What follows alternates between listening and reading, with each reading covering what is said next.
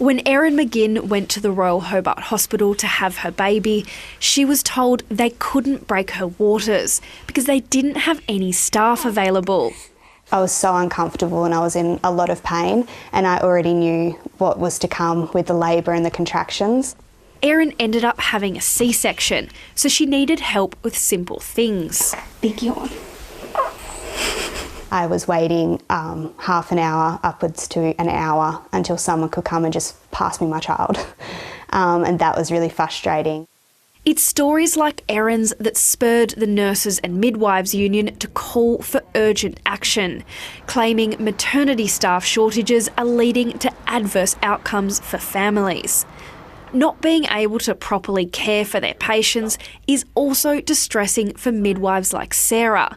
She works at the Royal. We're not identifying her because she fears repercussions. I did a night shift the other night, and so there was one midwife at one end of the ward, I was at the other end of the ward, and I had 12 women and 6 babies.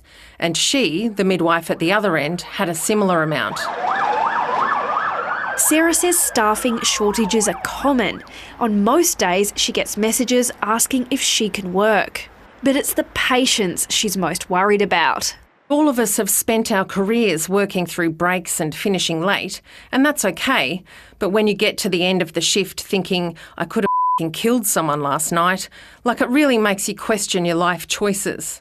Multiple midwives contacted ABC Radio Hobart's Mornings program.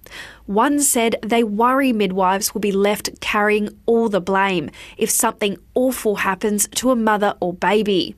Another said delayed inductions and infant weight loss are not uncommon. Management know about the issues and staff are not supported.